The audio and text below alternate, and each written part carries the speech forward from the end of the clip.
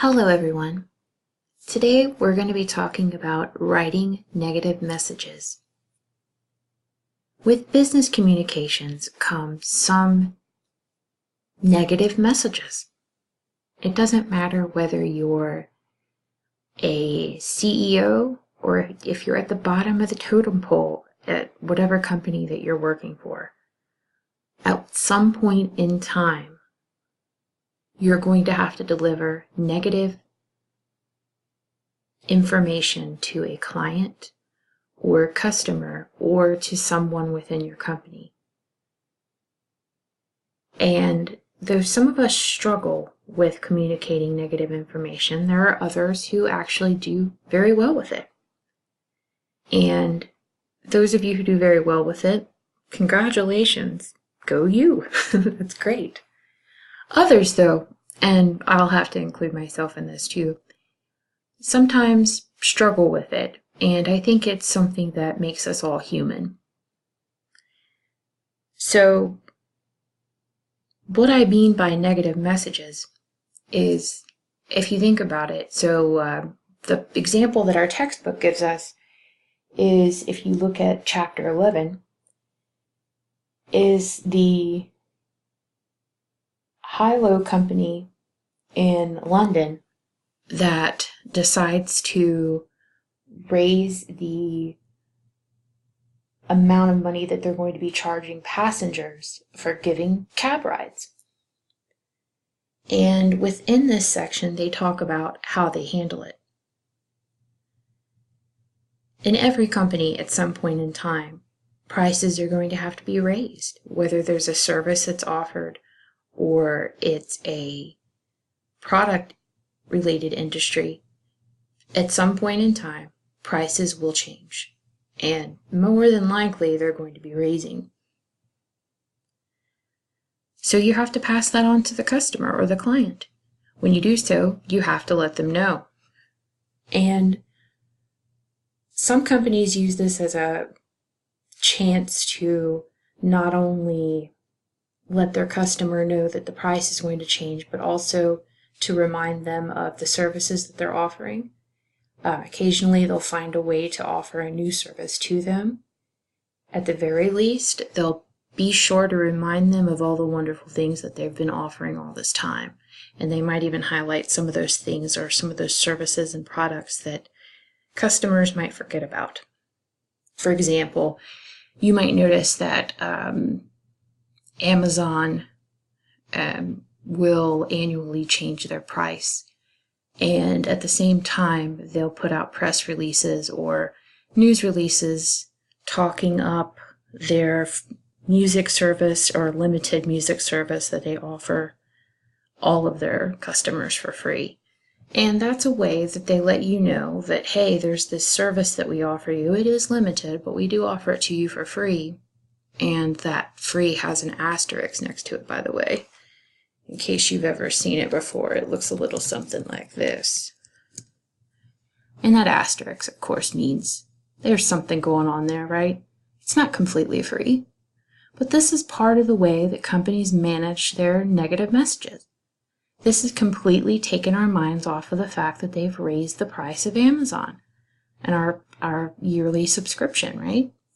Now we're talking about their free music subscription that is limited.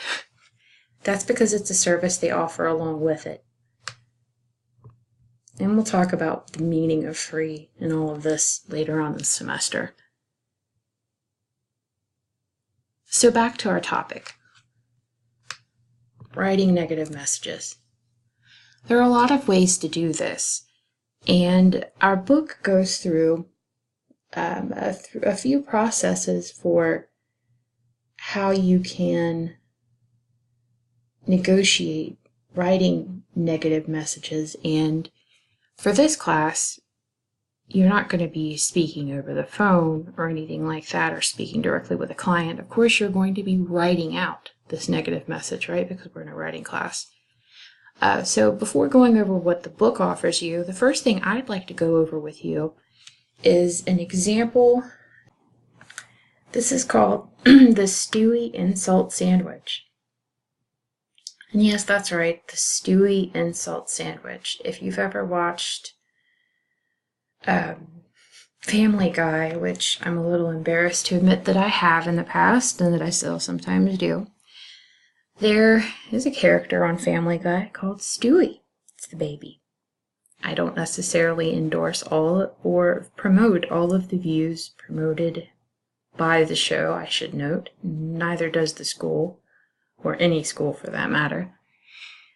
But Stewie does talk at one point in depth about the insult sandwich, and this is actually quite helpful when it comes to understanding the best way that I've ever found in business or in personal life for delivering a negative message. So it's called the insult sandwich, but it's really a way of also not only delivering an insult, but delivering negative information. So the first bit here, and you can see that we have a delicious looking, possibly a Big Mac, I'm not really sure. It's a Big Mac looking burger. I picked something that looked good, right? So the first thing we have is the bun here. And it consists of 3 parts, the Stewie insult sandwich. I call it the Stewie insult sandwich model too. The Stewie insult sandwich model consists of 3 parts. The first part is the bun, the top layer of the bun. And that is the compliment or positive greeting.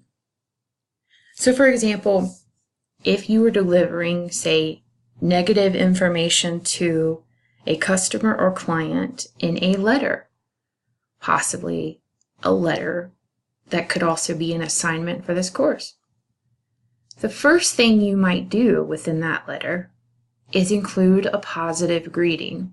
Well, of course, you might think to yourself, Ms. Walton, I'm not going to be rude to this customer, but you might want to find ways to not just greet the customer in a positive way, but to throw in something nice at the very beginning of the letter or the message, in addition to that positive greeting. The second layer, which I know you could say this consists of many layers, but I'm, taking it down into 3 pieces here, because that's what Stewie suggests we do. The second layer, or the meat of the sandwich, is the bad news, because that's the goal. We put the bad news here and it's the meat of the sandwich, because it's the purpose of what we're trying to do here. We're trying to deliver the insult or bad news.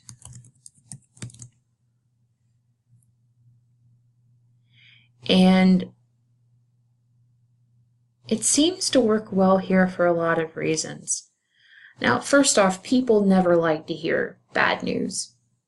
And there are those of us in the world who say, hey, I like to know my bad news first. And that is true. But the general population seems to like to have some kind of positive information and then the bad news. This is based on my experience in business and in personal communications, and this seems to be something that by and large is accepted throughout business communications. And yeah, this is just generally how it seems to work. So we have our compliment or positive greeting. So, hello, dear customer. It's, I'm pleased to be able to communicate with you about our newest products, some of which I'll tell you about later in this letter. But first, I'm pleased that you've been a customer with us for the past 10 years, and we greatly value your participation in any loyalty programs we might have, etc. And then, unfortunately, I'm writing to let you know about X, Y, and Z. We have discontinued X, Y, and Z. And then we close with a compliment and or more positive information or a positive closing. And the positive closing, we make it the best we can. So the best thing we can do is figure out how the bad news is impacting this customer and figure out the best way we can reconcile this within reason within our company. And sometimes there's not a lot we can do.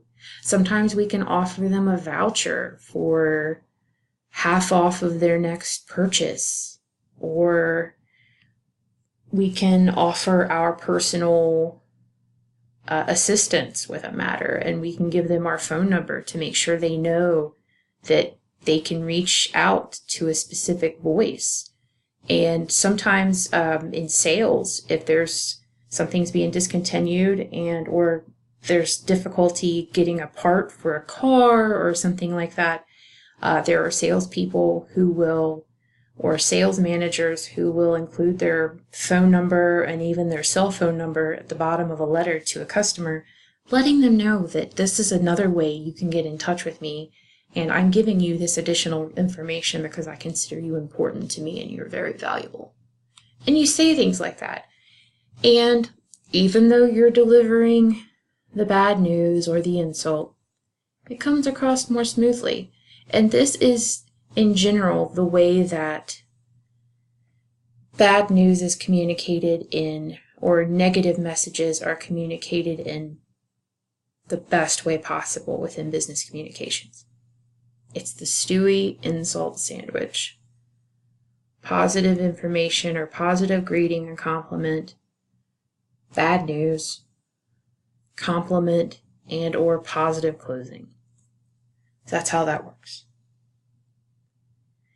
Now, moving on to our book a bit, one of the things I wanted to cover here are the 3 steps that we focus on. Excuse me. My document isn't working with me. The 3 steps that our book goes over, and this starts on page 293, and it goes on through, I think it goes on through to 310. The first step that you want to follow is planning, then you want to write, and then you want to review and or edit. These 3 steps are pretty much the overall writing process that you want to complete for any message that you're writing out in business communications or otherwise. But to specifically enact this within this situation of writing a negative message for a customer, when you're planning a negative message, you want to make sure that you understand your reader's concerns, and you want to make sure that you help to be as sensitive as possible to their needs while delivering them an effective message. So make sure that you understand that if you're writing, or if you're, in your case, you might be working for a company, but you're probably, unless you're in the legal field or in, I don't know, there are some fields that still require letter writing, but most of them write letters after they make phone calls or talk to people in person. Most of the time when you're going to be letting someone know about negative information, you're going to be doing it over the phone or in person. If you're going to be doing that, take time to jot some notes down and make sure that you understand exactly what the reader needs, or not, the customer needs from you. So if there's a part, I'm going back to parts for cars, I'm not really sure why I'm stuck there, but here we are. If there's a part for a car, for instance, that you don't have and that you're not going to have for 2 weeks, that means that this person isn't going to have this car for 2 weeks. So that's something that you need to kind of add up and be prepared to tell this customer about. So understand whether or not that their warranty, or what you can do to help with the matter. So does their warranty cover giving them a loaner car? If you work in the legal field and you know that documents are going to be delayed for a week and an important client needs these documents, but you can only get them there in a week, it's the best you can do. Find out what you can do to mediate this, if there's anything you can do to mediate it, before you speak with him or her. And then make sure you do your best to let them know what you can do. And so plan it out. And then in the case of having to write a message, there are times and there is opportunity for having to write out emails. So there's a possibility you might have to write there. Make sure that when you're preparing a negative message, you choose the medium and the channel with care. So if it's left up to you, and most of the time it's not going to be left up to you. Most of the time your manager is going to be telling you how you need to communicate this negative message. But if it's left up to you, make sure that if it's an important message, that you make the right call between sending a letter, making a phone call, or sending an email, or telling someone in person. It makes a big difference. If you're going to be sending a letter or an email, make sure you take the time to draft out exactly what you want to say, write it out, and make sure that you review it and make sure you've not made any mistakes or that you've included all the information that you needed to include. And contact information is something that you should always include.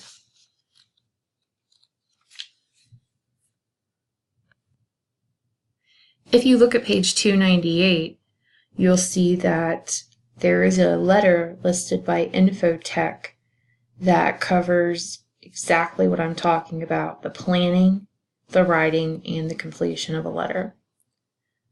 So when you're planning, make sure you analyze the situation, you gather the information you need, figure out how you want to deliver the information, and in our case, we're going to be writing a letter. And then you organize the information so that it makes sense to your audience in the situation. Then write out your letter. Compose your message in the most professional voice that you can. Also, be clear and do your best not to put the blame on the customer. It's easy in some situations to put the blame on the customer. Sometimes it is actually the customer's fault. Even in that scenario, you're encouraged not to blame the customer. Again, you'll have to check with your company on that, but you're typically encouraged not to blame the customer, but to shift it to make it more neutral. After that, make sure that you revise the message and proofread it and make sure that everything looks good and that you've included all the correct information.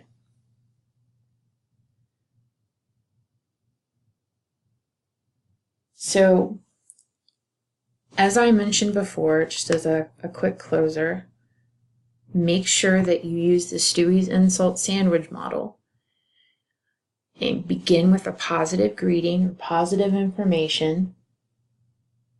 Your book calls this a buffer, and it also mentions you could use a neutral statement that establishes common ground.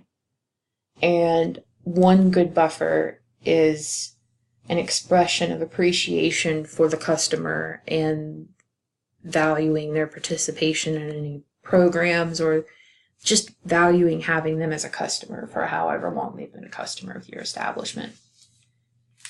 And making sure that when you establish that, it's sincere.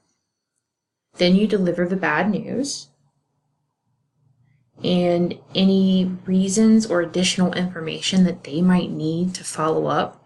So, for instance, if they need to make a return or they need to follow up with someone, you want to make sure they have all the information they need. And then last but not least, you want to make sure that you close with a compliment or positive closing. The book calls that another buffer. And another important thing that the book mentions, and that I think it's completely within guidelines to keep in mind, you're going to be respectful while you're doing all this, but I want you to also keep in mind that there are legal consequences to how this goes too.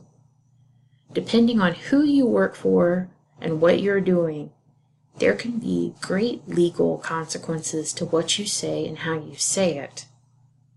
So you want to make sure that you don't place the blame on someone in another department if it's not their fault, or say something terrible about anybody in your company, or promise the customer more than you can deliver. You don't want to do anything like that.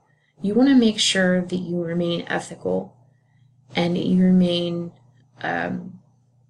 respectful and provide the highest standards of ethics and etiquette that you can within this. And with that, I will close. So, as always, if you have any questions, please let me know. And I hope you have a great day. Happy writing.